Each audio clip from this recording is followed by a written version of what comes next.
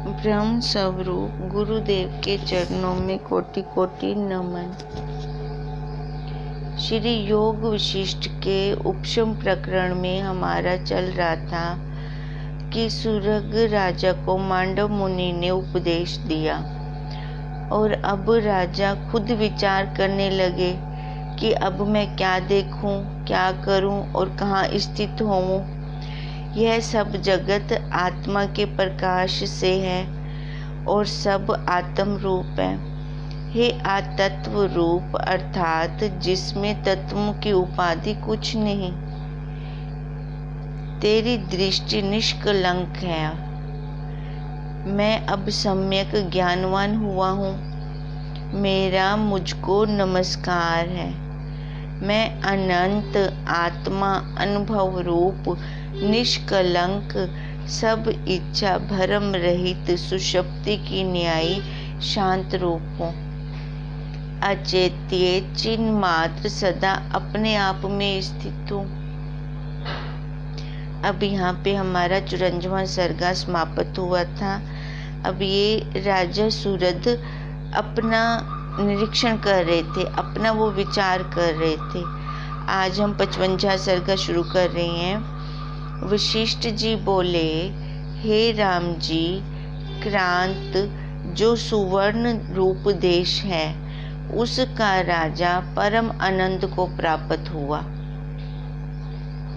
वह इस प्रकार विचार अभ्यास से ब्रह्म रूप हुआ जैसे गाधी का पुत्र विश्वामित्र तपस्या करके उसी शरीर से क्षत्रिय से ब्राह्मण हुआ था।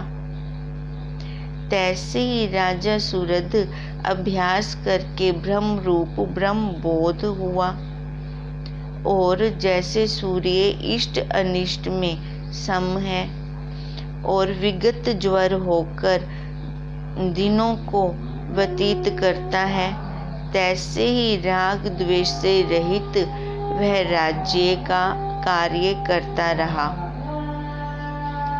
जैसे जल ऊंची नीची ठोर में जाता है और अपना जल भाव नहीं त्यागता, सम रहता है, तैसे ही राजा हर्ष शोक से रहित होकर राज्य कार्य करता रहा और स्वभाव को ना त्यागा। आत्म विचार को धार सुषुप्ति की न्यायी उसकी वृत्ति हो गई। मतलब वो राजा सूरद राजा की अवस्था कैसे हो गई कि जागृत में सुषुप्ति के न्यायी हो गया।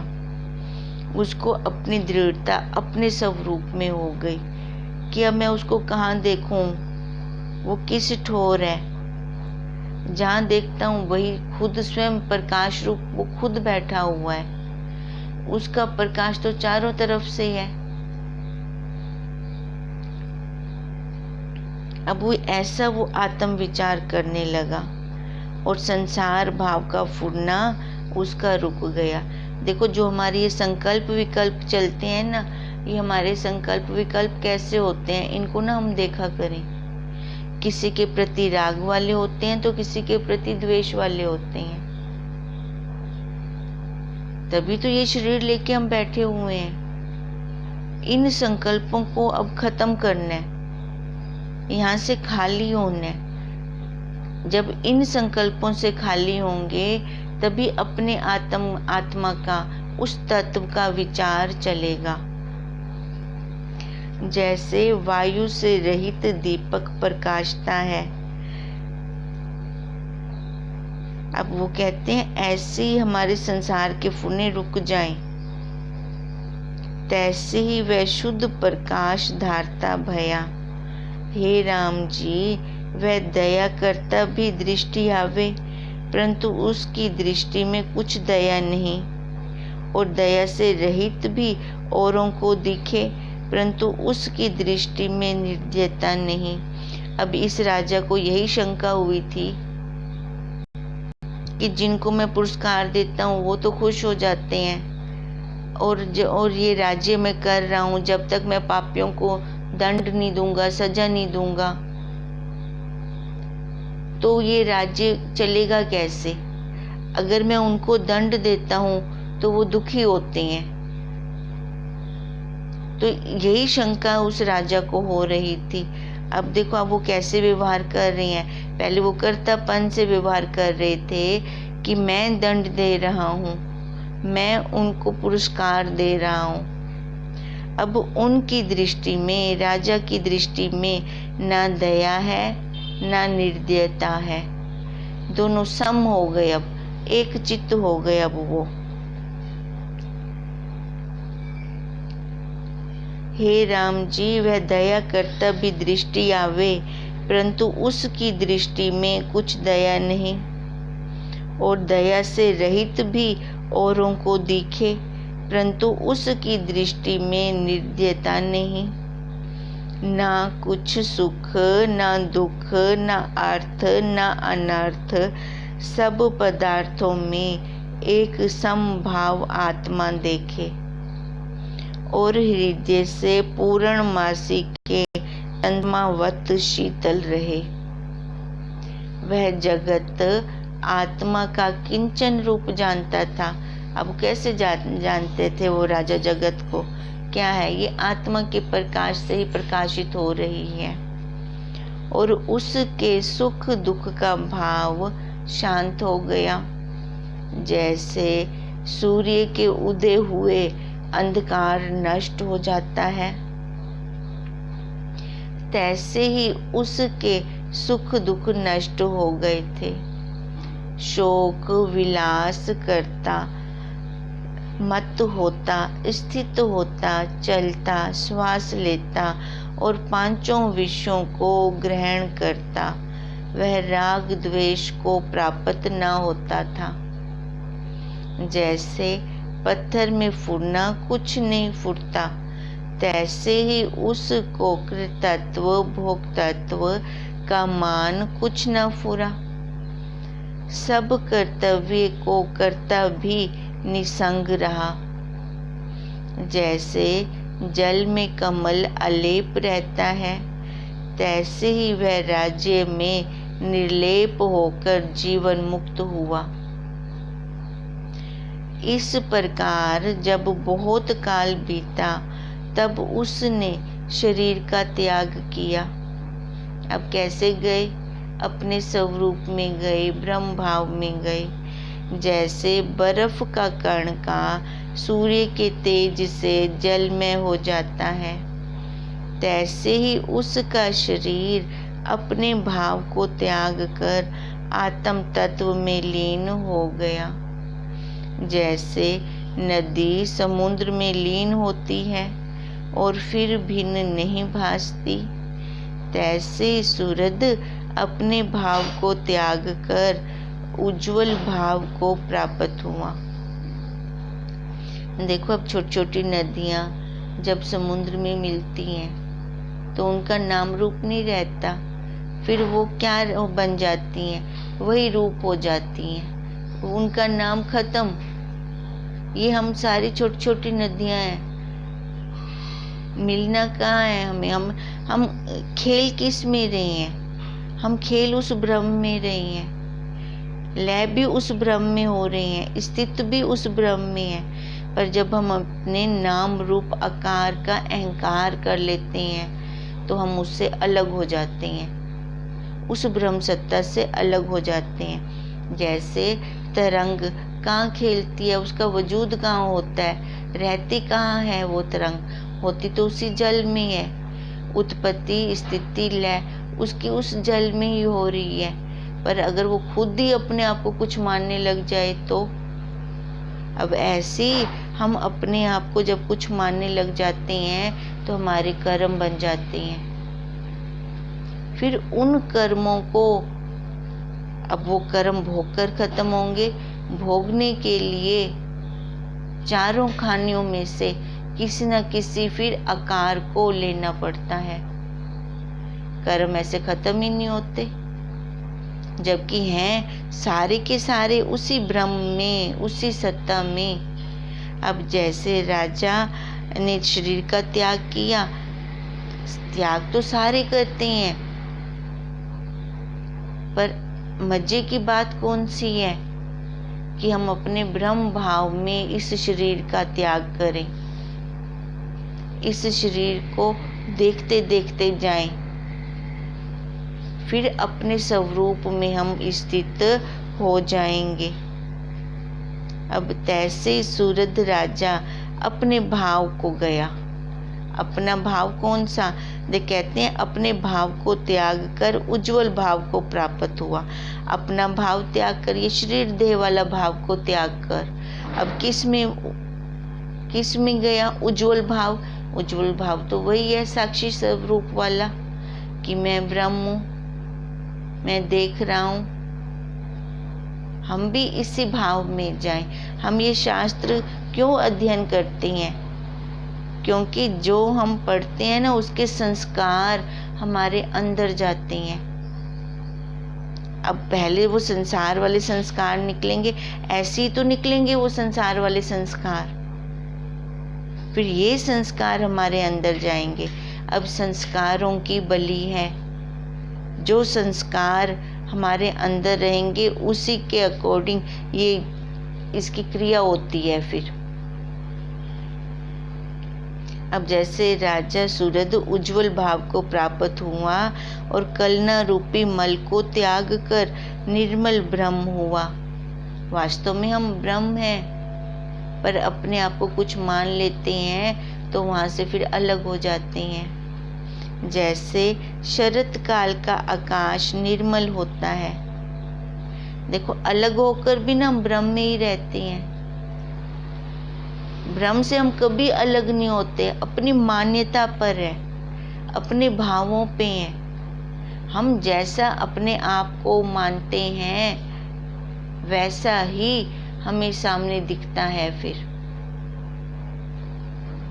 अब जैसे शरत काल का आकाश निर्मल होता है, तैसे ही यह निर्मल चिदानंद ज्योति भाव को प्राप्त हुआ। और जैसे घट फूटे से घटाकाश महाकाश हो जाता है। जो घड़े का अंदर का आकाश है वो आकाश अब खाली उपाधि के कारण हमने उसको घटाकाश कहा। उपाधि हटा दें, उपाधि टूट जाए तो घड़े के अंदर वाला आकाश और घड़े के बाहर वाला आकाश दोनों एक हैं। उन दोनों में कोई अंतर नहीं है। तैसे ही वह पूर्ण ब्रह्म चिदानंद तत्व हुआ। खाली घट रूप उपाधि तो टूटी। अब घट रूप उपाधि के टूटने से क्या हुआ? उसका अंदर का आकाश और बाहर का आकाश एक हो गया। इति श्री योग विशिष्ट उपशम प्रकरणे सूरद वृत्तांत नाम समाप्ति वर्णन नाम 55 सर्गा समापत। वशिष्ठ जी बोले, हे राम जी, तुम भी इसी दृष्टि का आश्रय करके विचरो, तब सब भय मिट जाएगा। जैसे घोर तम में बालक भय पाता है। जब कितना बहुत अंधेरा होता है तो बच्चे को डर लगता है बाहर जाते हुए, और जब दीपक का प्रकाश होता है तब निर्भय होता है। तैसे ही संसार रूपी घोरतम में आया पुरुष दुख पाता है, और जब ज्ञान रूपी दीपक उदय होता है तब निर्भय हो जाता है। हे राम जी, जब आत्म विचार में कुछ भी मनुष्य का चित्त विश्राम पाता है तब उस विश्राम का आश्रय कर वह संसार समुद्र से निकल जाता है। तैसे गड्ढे में गिरे और तृण का वृक्ष हाथ लगे तो भी उसके आश्रय से निकल जाता है। हे राम जी, यह पावन दृष्टि मैंने तुमसे कही है। इसको चित्त में विचरो और परस्पर मिलकर उदाहरण के साथ अभ्यास कर नित्य एक समाधि में स्थित होवो और पृथ्वी का भूषण होकर लोगों में विचरो। अब वशिष्ठ जी राम जी को क्या कह रही हैं? अब जैसे राजा सूरद अपने आत्म भाव में उसकी दृढ़ता हो गई, जैसे राजा सूरद विचरा अपने स्वरूप में, ऐसे राम जी तुम भी उसी स्वरूप में विचरो। वही पृथ्वी के देव हैं जो अपने स्वरूप में विचरते हैं। इतना सुन राम जी ने पूछा, हे मुनीश्वर, एक समाधि किसको कहते हैं और कैसे होती है, सो कहो। जिसमें मेरा चित्त जो फुरता है सो स्थित हो। अब राम जी क्या पूछ रहे हैं कि एक समाधि किसको कहते हैं और वो कैसे होती है, अब उसके बारे में मेरे को बताओ। जैसे वायु से मोर की पूंछ हिलती है, तैसे ही चंचल रूप चित्त सदा फुरता है। सदा ये चित्त रूपी जल देखो हिलता रहता है, पता नहीं चलता 1 मिनट में कहाँ पहुँच जाता है। गुरु वंदना कर रही हैं, बैठे हैं अपने आसन पर, शब्द बोले जा रहे हैं, पर ये मन कहाँ से कहाँ पहुँचा होता है, ये हिल रहा है, चंचल मन है। वशिष्ठ जी बोले, हे राम जी, जब सूरद प्रबुद्ध हुआ था तब उसका संवाद पूर्ण आदि राज ऋषि के साथ हुआ था। वह अद्भुत समाधि है, उसको सुनकर विचारोगे तो तुम भी एक समाधिमान होवोगे। अब वशिष्ठ जी क्या कह रहे हैं राम जी को, जब सूरज प्रबुद्ध हुआ था मतलब ज्ञानवान हुआ था। कैसे हुआ था ज्ञानवान? देखो हम क्या कहते हैं कि ये हमारी विचार की क्लास है। इसको हम विचार की क्लास क्यों कह रहे हैं? क्योंकि ज्ञान क्या है? कोई वस्तु थोड़ी है कोई उठा के हमें दे देगा और हम अपने अंदर डाल लेंगे। ज्ञान एक विचार है, ज्ञान एक अपने भावों को बदलना है, ज्ञान अपने आप को देखना है। हमें कोई जबरदस्ती हमारे ऊपर अपने भाव थोप नहीं सकता। ये तो हम ही हैं कि उनके भावों को लेकर दुखी सुखी होते रहते हैं, दूसरों के भावों को लेकर।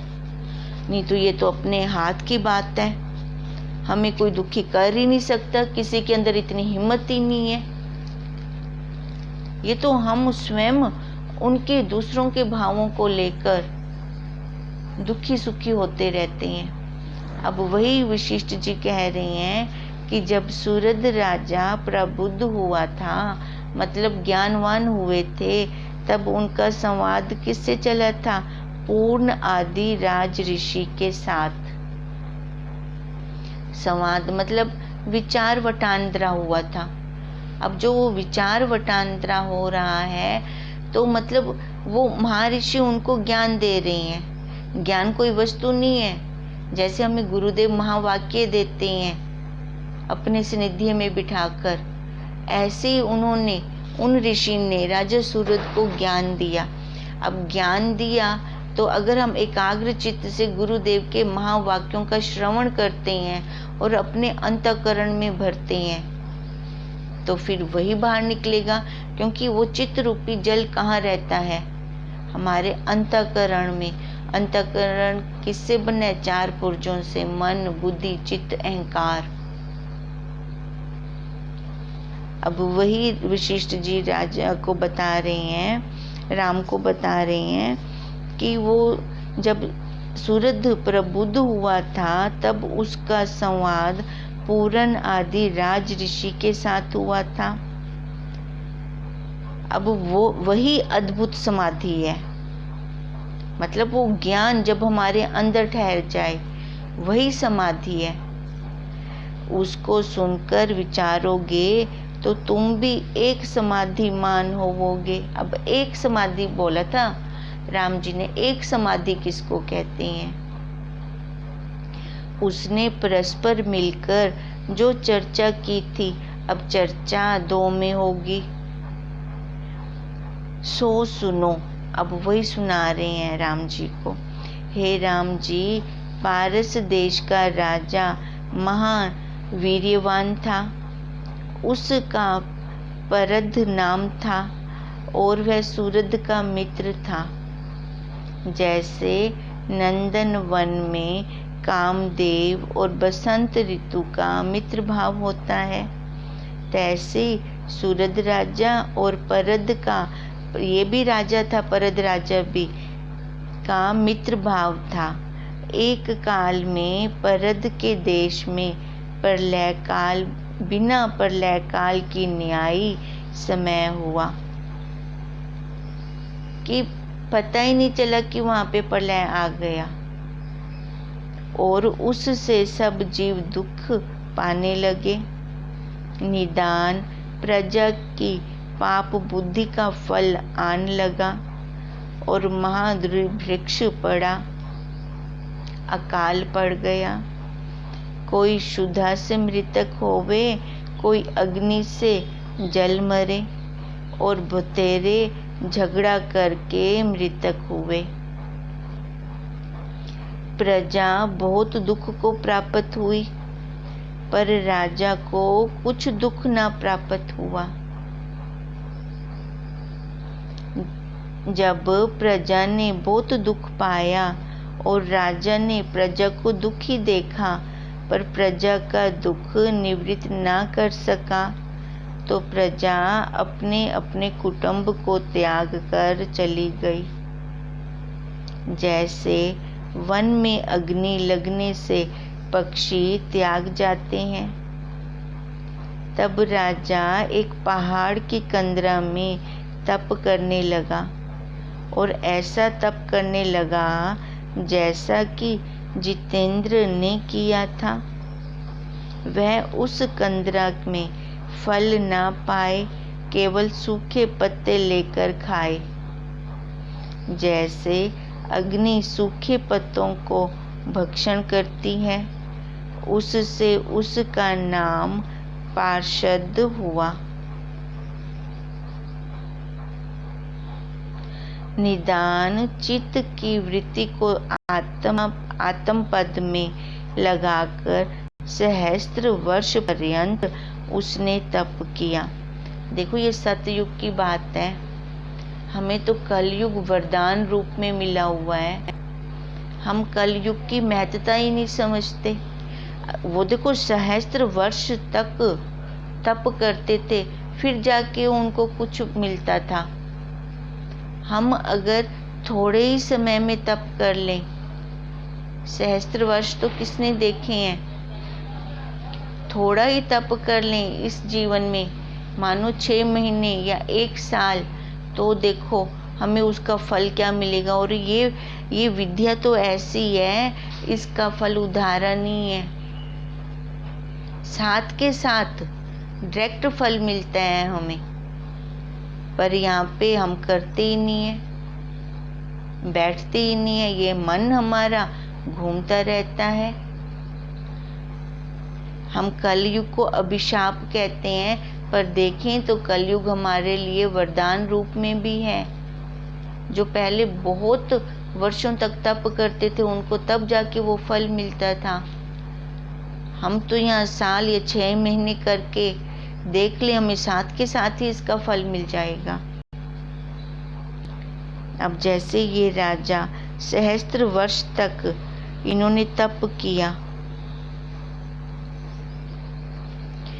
तब अभ्यास के बल से चित्त स्थित हुए से केवल ज्ञान रूप आत्म तत्व हृदय की निर्मलता से प्रकाश आया और सब तपता मिट गई। तब वह राग द्वेष से रहित हो निष्क्रिय आत्मदर्शी जीवन मुक्त होकर विचरने लगा। देखो, अब जो तप करते हैं ना, वही जीवन मुक्त होता है।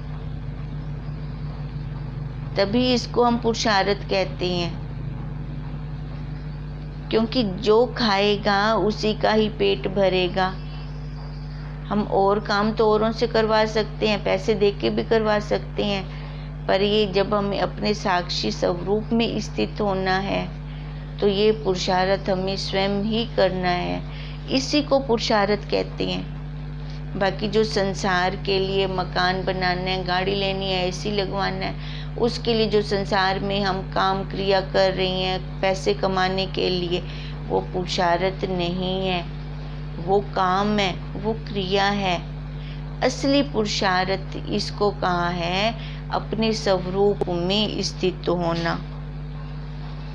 अब जैसे वो राजा ने तप किया तो उसमें क्या हुआ कि निर्मलता से प्रकाश आया। प्रकाश आने से आत्म तत्व में स्थिति पाई। आत्म तत्व में स्थिति पाने से उसकी सारी तपता मिट गई। तब वह राग द्वेष से रहित होकर निष्क्रिय आत्मदर्शी जीवन मुक्त होकर विचरने लगा।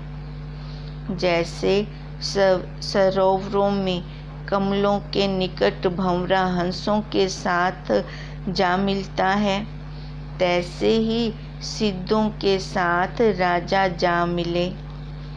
ऐसे फिरता फिरता वह क्रांत देश में सूरद के स्थानों को गया। सूरद पूर्व मित्र को देखकर उठ खड़ा हुआ और परस्पर कंठ लगा के मिले। फिर परस्पर भाव करके एक आसन पर चंद्रमा और सूर्य के समान दोनों बैठ गए। अब देखो, अब ये वाला राजा कैसे गया है राजा सूरद के पास? ज्ञानवान होकर, जो अपने स्वरूप में स्थित हुए थे वैसे होकर गए हैं। तभी तो कहते हैं कि संग का रंग होता है। अब एक आसन पर चंद्रमा और सूर्य के समान दोनों बैठ गए और आपस में कुशल पूछने लगे। प्रथम परद बोला, हे मित्र, तेरे दर्शन से जैसे कोई चंद्रमा के मंडल में जा आनंदवान हो, तैसे ही मैं आनंदवान हुआ हूँ। बहुत काल का जो वियोग होता है तो बहुत प्रीति बढ़ती है। जिसको हम बहुत समय के बाद मिलते हैं ना, तो बहुत प्यार से मिलते हैं, प्रेम से मिलते हैं। जैसे वृक्ष के ऊपर कांटे से बढ़ता है, तैसे प्रीति बढ़ती है।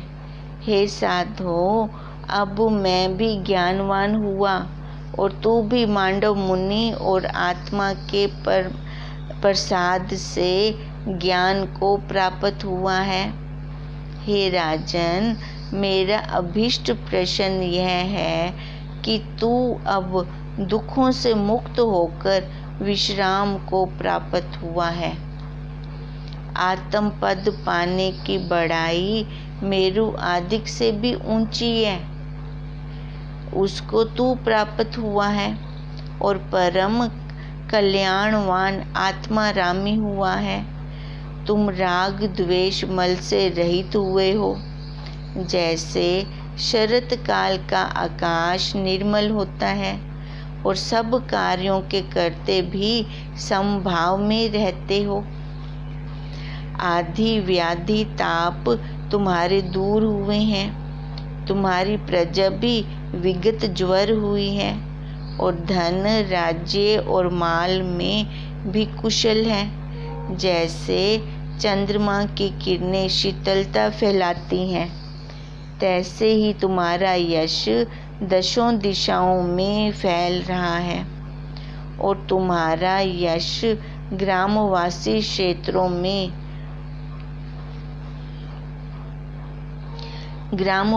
क्षेत्रों में लड़कियां गाती हैं। हे राजन, तुम्हारे प्रजा, नौकर, पुत्र और कलंत्र सब आदि व्याधि से रहित हुए हैं। अब ये कौन बोल रहा है? जो वो दूसरे देश का राजा था परद, अब किसको कह रहा है? सूरद राजा को, कि अब तुम भी ज्ञानवान हुए हो। तुम्हारी प्रजा भी हंसी खुशी में मस्त हो रही है।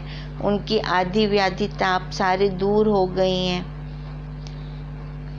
अब तुम्हारा राज्य भी बहुत अच्छे से फैल रहा है और तुम्हारा यश भी ग्रामवासी क्षेत्रों में लड़कियां गा रही हैं।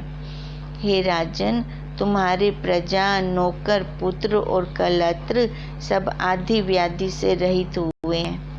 विषय पदार्थ आपदा रमणीय है, उनमें अब तुम्हारी प्रीति नहीं है। ये अब तुमने जान लिया है कि ये जितने भी विषय हैं विष के समान है, और तृष्णा रूपी सर्पणी तुमको अब तो नहीं डसती। हे राजन, तुम्हारा हमारी मित्रता हुई थी। समय पाकर तुम कहाँ रहे और हम कहाँ रहे, अब फिर इकट्ठे हुए हैं। बड़ा आश्चर्य है, ईश्वर की नीति जानी नहीं जाती। सुख से दुख हो जाता है और दुख गए से सुख हो जाता है। संसार की दशा अगामा पाई है, आ रही है, जा रही है। देखो, अपनी भी स्थिति कभी एक जैसी नहीं रहती।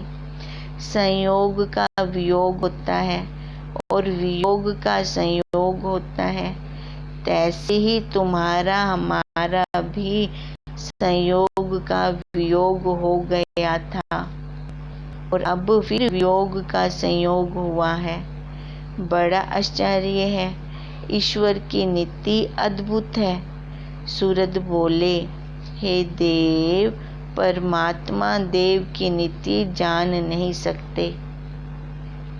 देखो, ये सारा परद राजा ने बोला था सूरद राजा को। अब ये जो सूरद राजा बोल रही हैं, ये फिर हम कल करते हैं। हरि ओम तत्सत, हरि ओम तत्सत, हरि ओम तत्सत। देखो, अब जैसे सूरद राजा अपने स्वरूप में स्थित हुए हैं ना, ज्ञानवान हो गए थे, तो हमें भी ऐसे उन्होंने जैसे अपने शरीर का त्याग किया था, अपने भाव में, अपने ब्रह्म भाव में, हमें हमारी दृढ़ता भी यही हो। जब हम ये संसार छोड़ के जाएं तो हम कैसे जाएं? अपने ब्रह्म भाव में।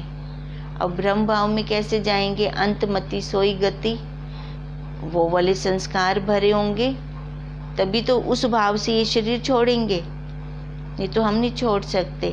तभी वो राम जी का क्वेश्चन उठा था कि वो एक समाधि आपने बीच में बोला था वशिष्ठ जी, वो क्या है? तो उसी के लिए ये सारी वार्तालाप चल रही है कि राजा सूरद जब प्रबुद्ध हुए थे, ज्ञानवान हुए थे, तो उनकी वार्तालाप किससे हुई थी? परद राजा से, जो उनके मित्र थे। इसको फिर हम आगे कल करते हैं।